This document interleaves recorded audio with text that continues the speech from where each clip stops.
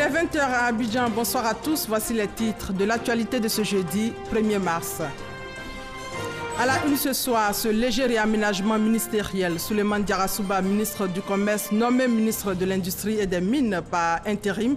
Il succède à Jean-Claude Brou, désormais président de la commission de la CEDEAO. Jean-Claude Brou, qui a aussitôt pris fonction ce jeudi à Abuja au Nigeria pour un mandat de 4 ans, il remplace à ce poste le béninois Marcel Alain de Souza.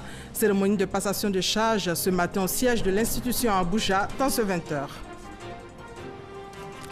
Dans ce 20 h également, la compassion du gouvernement à l'endroit de la famille du petit Bouba, un enfant de 4 ans enlevé, tué et enseveli le week-end dernier par un bijoutier du quartier. Enfin à suivre dans ce 20 h, le premier numéro du dossier politique. C'est le débat autour de l'ordonnance du chef de l'État portant sur l'élection des sénateurs. Les avis sur la tenue de ce scrutin sont partagés. Voilà pour les titres. Bienvenue à tous. Le ministre du Commerce, Souleymane Diarra-Souba, nommé ministre de l'Industrie et des Mines par intérim, réaménagement technique du gouvernement dirigé par le Premier ministre Amadou Gon Coulibaly. Réaménagement annoncé par le secrétaire général de la présidence, Patrick Achi. Nous l'écoutons. De la République. Le président de la République, son Excellence, M. Alassane Ouattara, a procédé ce jeudi 1er mars 2018 à un réaménagement technique du gouvernement.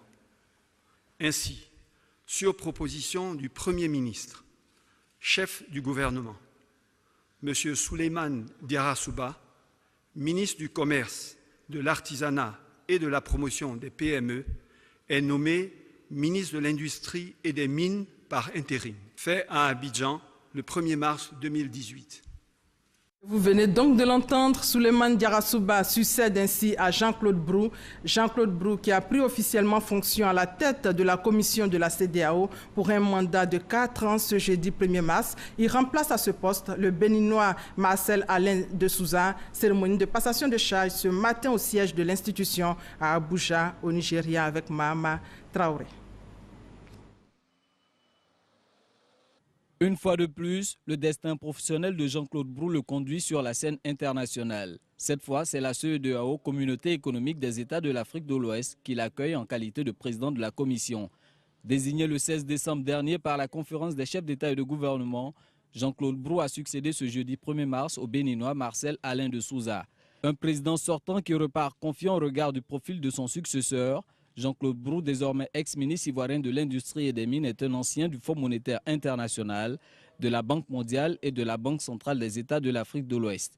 M. Brou est un cadre compétent et expérimenté, bien au courant des défis majeurs de notre région et des grands sujets qui préoccupent actuellement notre organisation régionale. Tout comme nos prédécesseurs, vous devez ajouter d'autres jalons essentiels à l'édification d'une CEDEAO économiquement développée, dans un environnement bien sécurisé, la lutte contre la pauvreté, la création d'emplois et le respect des droits de l'homme et des citoyens. Bien de défis attendent le nouveau président de la commission de la CEDEAO, entre autres, lutte contre le terrorisme, maintien de la paix, consolidation de la démocratie, recouvrement des prélèvements communautaires, rationalisation des charges ou encore création de la monnaie unique de la CEDEAO à l'échéance 2020. Ces quelques défis, nous pouvons et nous devons les relever. Cela est possible avec de l'audace, de l'innovation, de la rigueur et l'engagement de tous à œuvrer dans le sens de la vision tracée par les chefs d'État et de gouvernement. C'est pourquoi je voudrais placer ma mission sous le signe de la continuité, de la concertation et du progrès. Je ferai de la concertation un outil permanent de travail avec toutes les parties prenantes afin de rechercher ce qu'il y a de meilleur, toujours, pour notre communauté. Je voudrais donc vous exprimer à tous mon engagement à être votre partenaire pour faire avancer notre agenda commun partout où cela est nécessaire, conformément aux objectifs du traité révisé de notre communauté et des orientations des chefs d'État et de gouvernement. Je ne ménagerai aucun effort à cet effet. Un effort à conjuguer avec les 15 nouveaux membres de la commission. Jean-Claude Brou est le premier Ivoirien à occuper les fonctions de président de la commission de la CEDEAO. Son mandat va durer 4 ans. Et donc Jean-Claude Brou a été désigné à ce poste à la mi-décembre par le chef de l'État. Jean-Claude Brou qui a exprimé sa gratitude au chef de l'État hier au cours d'une audience. Et après cette audience, le chef de l'État a reçu Mme Valérie Pécresse, présidente de la région Île-de-France. Au menu, la coopération entre les deux pays. Compte rendu d'audience à Ouattoré. La région Île-de-France et le district d'Abidjan entendent renforcer leur coopération. Le gouverneur du district d'Abidjan et la présidente de la région Île-de-France ont ainsi signé un accord de partenariat. Un accord au centre des échanges entre le président de la République, Alassane Ouattara, et la présidente de la région Île-de-France, Valérie Pécresse. Nous avons expliquer en quoi allait consister ce partenariat. Et le président Ouattara a aussi souhaité que nous travaillions sur les thématiques de l'environnement.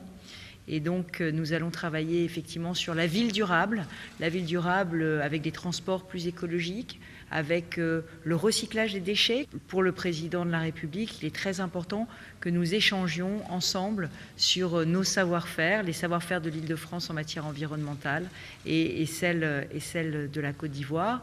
L'accord de coopération entre le district d'Abidjan et la région Île-de-France couvre, entre autres, les domaines de la santé, l'urbanisme, l'entrepreneuriat, l'agriculture urbaine, la jeunesse, le sport et la culture. Ce jeudi, le vice-président a eu à son tour plusieurs audiences. Daniel Kablan-Duncan a échangé avec le vice-ministre indien aux Affaires étrangères sur le renforcement des relations entre les deux pays. Il a aussi reçu le directeur de la SFI, filiale de la Banque mondiale pour l'Afrique subsaharienne. Le reportage de Jérôme Kofi Aboulin. Des rencontres à l'agenda du vice-président de la République de Côte d'Ivoire ce jeudi au palais présidentiel.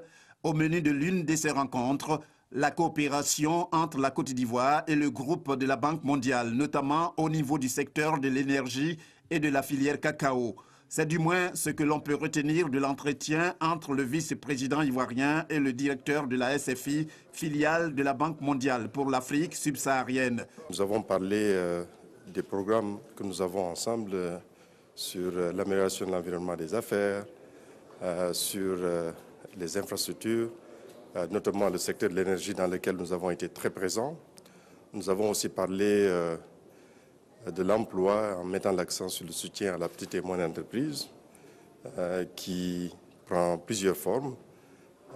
D'abord, il y a l'aspect amélioration de l'environnement des affaires pour permettre à ces PME de pouvoir évoluer comme il le faut. Ensuite, il y a le renforcement des capacités. Et enfin, le troisième volet dans cet aspect, c'est les financements directs. Avant cette rencontre, le vice-président Daniel Kablan-Duncan a échangé avec le vice-ministre indien aux Affaires étrangères. La question du renforcement des relations entre les deux pays a été au centre de cet entretien. Nous avons parlé de différents domaines pour améliorer nos relations, notre coopération. Nous avons une amitié qui est très intense, qui est profonde, qui existe depuis un grand nombre d'années, mais nous voulons renforcer les relations entre nos deux pays. Sans manquer de saluer les différents accords de partenariat signés par les deux pays, le vice-ministre indien aux Affaires étrangères a exprimé sa joie quant à la participation prochaine du vice-président en Inde au sommet de l'Alliance internationale solaire. Un sommet qui sera co-présidé par le président français Emmanuel Macron et le Premier ministre indien Narendra Modi. Justement, la Côte d'Ivoire et l'Inde intensifient leur coopération. 2 accords ont été signés hier par les ministres des Affaires étrangères des deux pays. Ces accords portent sur l'établissement d'un parc technologique rural et un autre dans le domaine de la culture. Le Premier ministre Amadou Gon Coulibaly a reçu ce jeudi justement en audience le directeur des finances publiques du FMI, Victor Gaspard, est venu faire le point du hackathon lancé en début de semaine à Abidjan. 2 jours durant, sur initiative du FMI, plusieurs experts internationaux et nationaux se sont réunis pour réfléchir sur les solutions innovantes qui doivent permettre à l'administration fiscale ivoirienne d'améliorer le civisme fiscal. Et toujours à la primature, l'Observatoire du service public a été lancé ce jeudi. Il doit permettre aux usagers de l'administration publique de ne plus être seuls face aux dérives constatées. Alexis Ouedraogo. Ce jeudi, le ministre Pascal Abinan présente l'OSEP. C'est l'Observatoire du service public. Sa mission, recueillir les plaintes relatives aux dérives des services publics en rapport avec les tracasseries et autres lenteurs administratives. L'OSEP est là pour contribuer à l'amélioration de la qualité du service public entre les usagers et l'administration. Votre satisfaction, notre priorité, c'est ça notre slogan. Et c'est le Premier ministre Amadou Gon Coulibaly qui passe le tout premier appel au centre. Comment puis-je vous aider, s'il vous plaît? Madame, bonjour. C'est Amadou Gon Coulibaly. Très bien, monsieur Amadou. Comment puis-je vous aider, s'il vous plaît? Écoutez. L'Observatoire du service public se veut canal entre l'administration et les usagers. Une écoute permanente, guidée par le souci de transparence, de traçabilité, mais surtout de responsabilité dans l'action gouvernementale. Notre administration, il faut le reconnaître, est souvent critiquée pour sa lourdeur, pour sa lenteur, ainsi que pour son manque donc, de transparence. Par ailleurs, faute d'un cadre formel de dénonciation et de mesure de la satisfaction des usagers du service public, ces interpellations s'expriment de manière donc informelle sur les réseaux sociaux, ici et là. L'Observatoire du service public, créé en février 2017, constitue donc une réponse à cet état de fait. Il ambitionne de répondre, entre autres, à la nécessité de préserver les principes de l'égal accès aux services publics pour tous les citoyens et tous ceux qui sont en relation avec l'administration publique. L'occasion pour le chef du gouvernement d'appeler les acteurs du secteur à un service de qualité. Le processus lancé ce jour concerne donc la phase expérimentale de 3 mois. J'encourage les équipes de l'OSEP mobilisées à redoubler d'efforts pour capter tous les signaux qui seront envoyés par les citoyens durant cette période et au-delà. J'invite l'ensemble des usagers du service public à participer à cette phase expérimentale pour permettre d'ajuster l'outil afin de répondre de plus en plus efficacement à leurs réclamations et sollicitations. La saisine de l'OSEP se fait par courriel, appel téléphonique. L'Observatoire dispose d'un centre d'appel joignable 24 heures sur 24, 7 jours sur 7, au 22 40 98 98. Le ministre d'État, ministre de la Défense, Ahmed Bakayoko, lui, est à Doha, au Qatar, depuis hier pour une visite de travail et d'amitié de 3 jours. Son arrivée dans la matinée du mercredi avec Michel Digré. Un détachement de l'armée qatari rendant les honneurs militaires au ministre ivoirien de la Défense. Ahmed Bakayoko entame ainsi sa visite de travail de 72 heures au Qatar.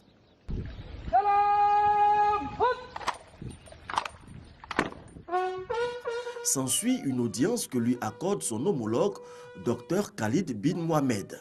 Une sagaie, symbole de la défense, est remise au ministre Ahmed Bakayoko pour symboliser la coopération militaire entre les deux pays. Ce jeudi, l'émir du Qatar a reçu Ahmed Bakayoko qui visitera une base de la marine qatari. Cette visite de travail du ministre de la Défense de Côte d'Ivoire est consécutive au passage à Abidjan en décembre dernier de l'émir du Qatar.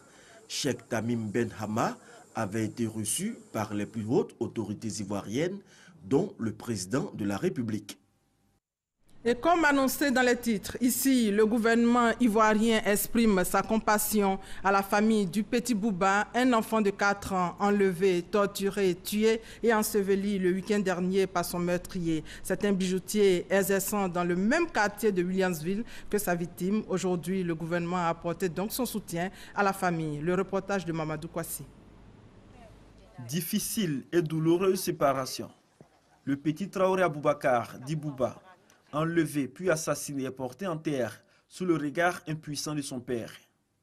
Ce moment a mobilisé des centaines de personnes, des membres de la famille, des amis, mais aussi des anonymes. Tous venus témoigner leur soutien à la famille, mais aussi pour dénoncer ces crimes. Non, je ne le connais pas particulièrement, Bon, compte tenu de la vague que son maître a suscité sur les réseaux sociaux, nous sommes venus juste apporter notre témoignage. Dit non, non à l'enlèvement des enfants, non au sacrifice humain, non à toutes les atrocités. En tant que voisine et mère, on ne pouvait pas rester parce que ce que vit cette femme-là, toute femme dans ce monde en train de vivre ça. À travers Bouba, nous allons retrouver les enfants qui ont disparu. Bouba n'est pas mort pour rien. Continuons la lutte contre ces criminels. Avant l'ultime séparation, Bouba a eu droit à la prière mortuaire faite par l'imam central d'Azaguié à la grande mosquée de la ville. Puis, cap est mis sur le cimetière où Bouba repose à jamais aux côtés de son grand-père dont il porte le prénom. La famille bénéficie pour la circonstance du soutien de la ministre de la Famille, de la protection de l'enfant et de la solidarité. Le professeur Maria Toukoune est venu témoigner la compassion du président de la République, Alassane Ouattara, et de l'ensemble du gouvernement. Elle rassure les parents que justice sera faite. Nous estimons que c'est une situation qui est intolérable. Ce crime ne restera pas impuni. L'auteur du crime a été arrêté et en tant que ministre en charge de la protection de l'enfant, je veillerai particulièrement à ce que justice soit rendue. Tout en dénonçant l'acte qu'elle qualifie de barbare, la ministre Maria Toukoune invite les parents à la vigilance et à dénoncer tous les actes criminels. Les enlèvements d'enfants, nous sommes en train de constater que c'est un phénomène qui devient récurrent. Et donc, vigilance aux parents, vigilance aux parents, vigilance aux parents. Faites en sorte que vos enfants ne se laissent pas enlever par des gens qui sont vraiment familiers à la famille pour être des bonbons, pour des jetons. On appelle les enfants et voici ce qui arrive. Le numéro, c'est le 116. C'est une ligne sur laquelle tous les Ivoiriens, toutes les personnes qui vivent en Côte d'Ivoire peuvent téléphoner pour signaler tous les cas suspects. Parce qu'il faut dénoncer ces situations-là. La ministre de la Famille, de la protection de l'enfant et de la solidarité a également souligné que les parents bénéficieront d'une prise en charge psychologique afin de leur permettre de faire face à ce drame qui suscite beaucoup d'émotions.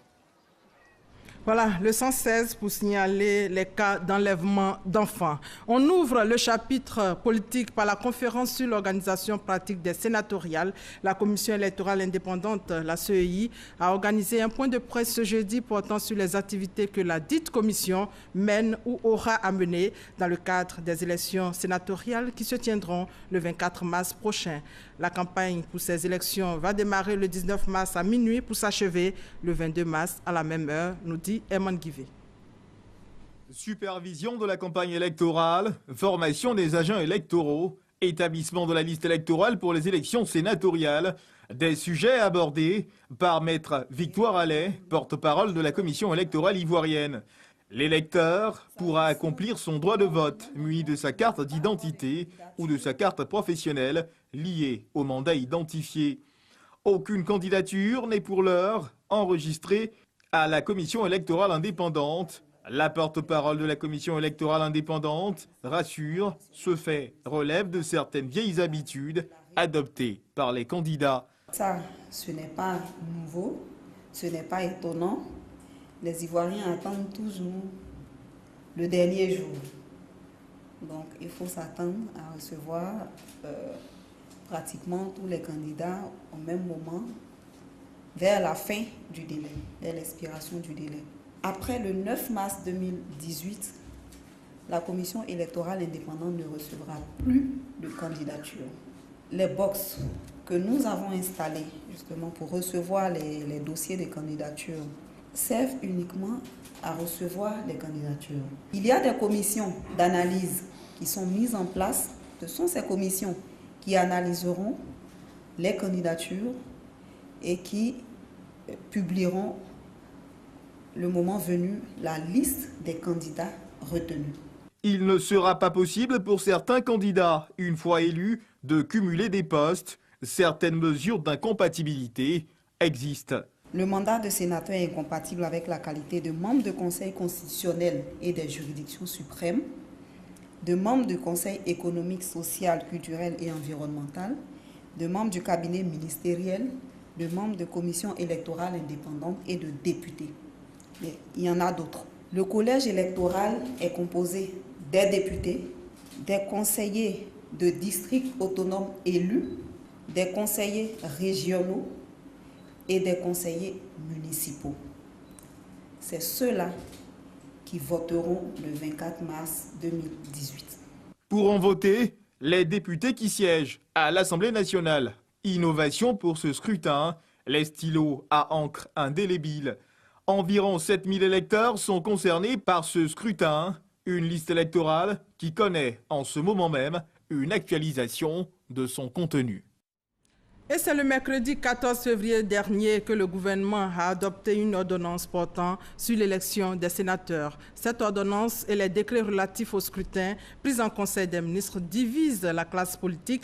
De l'opposition à la mouvance présidentielle, les avis sur la tenue de ce scrutin sont partagés.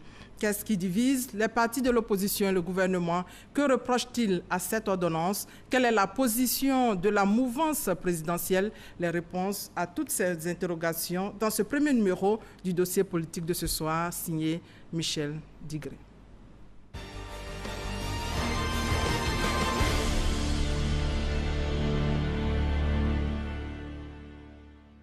Sur proposition de la Commission électorale indépendante, le collège électoral pour l'élection des sénateurs est convoqué le samedi 24 mars 2018.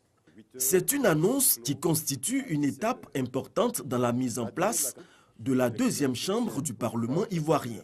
Mais c'est aussi une décision qui fâche l'opposition. Véritablement, personnellement, je ne comprends pas la démarche du chef de l'État. C'est le 14 février que la mésentente entre le gouvernement et l'opposition s'accentue. La pomme des discordes, le Conseil des ministres à cette date adopte une ordonnance portant sur les élections sénatoriales. Une plateforme de partis d'opposition donne de la voix pour manifester son désaccord.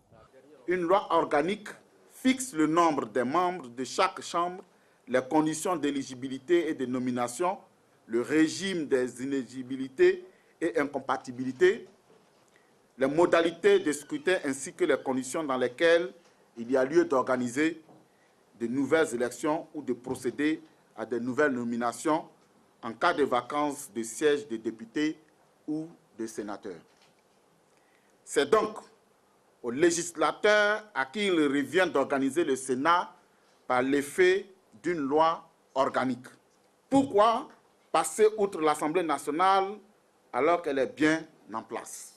La Constitution prévoit que le chef d'État peut utiliser des ordonnances, mais à condition qu'il ait l'autorisation de l'Assemblée, puisque les lois sont du ressort de l'Assemblée. Donc si le chef d'État veut agir dans le domaine de la loi, exceptionnellement, il obtient d'abord de l'Assemblée cette autorisation. Pour le Rassemblement des Républicains, l'ordonnance prise par le chef de l'État ne viole pas la Constitution.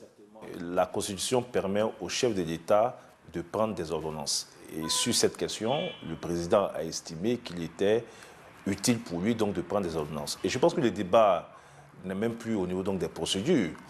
Nous avons eu un référendum en 2016, référendum donc qui a permis de doter la Côte d'Ivoire d'institutions modernes en vue de renforcer notre démocratie.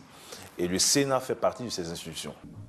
Un avis que partage Henriette Lagour, présidente du parti d'opposition dénommé Renouveau pour la paix et la concorde.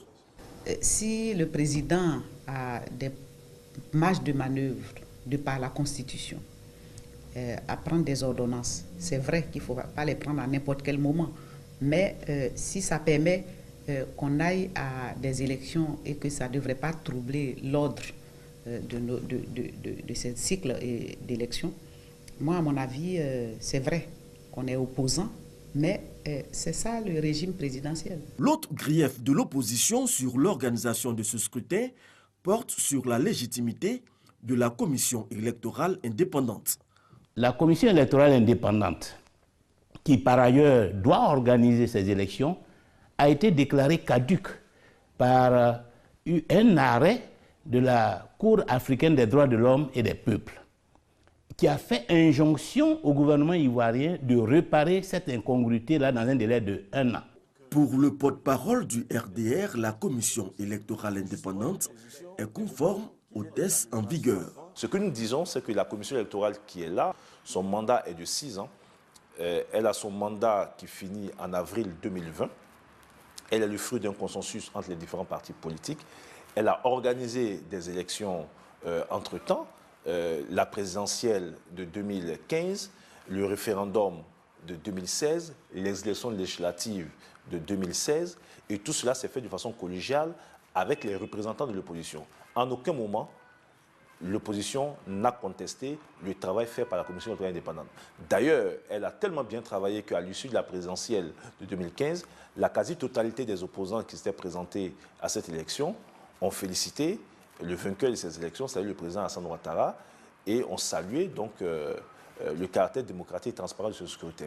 Le secrétaire général de l'UDPCI dénonce une mauvaise foi de l'opposition. Ceux qui animent l'opposition aujourd'hui, ils étaient au pouvoir hier. Et c'est avec eux qu'on a mis en place cette disposition réglementaire de la CEI. Bon, on a beau jeu de faire l'opposition lorsqu'on n'est plus au pouvoir et qu'on a participé à mettre quelque chose en place. Et quand ça doit s'appliquer à vous, mais il faut respecter la loi. Au-delà des récriminations contre le pouvoir, l'opposition reste ouverte au dialogue. Nous, partis politiques de l'opposition, demandons au gouvernement et au chef de l'État de tout mettre en œuvre pour proposer dans les meilleurs délais les conditions garantissant des élections crédibles et apaisées, gage d'une paix sociale et d'un développement harmonieux, ainsi que la tenue du dialogue politique annoncé par le Premier ministre qui devra se tenir avant toute échéance électorale. C'est au gouvernement de voir, d'estimer et d'échanger avec l'opposition. C'est surtout le manque de communication pour indiquer qu'à telle date, nous allons faire ces réformes. Pour l'heure, le processus de l'organisation des sénatoriales suit son cours normal. Le dépôt des dossiers de candidature ouvert le 23 février dernier s'achève le 9 mars. Voilà, premier numéro, dossier politique signé Michel Digré. Une pause pour vous donner cette information qui nous vient du ministère de l'Intérieur et de la Sécurité.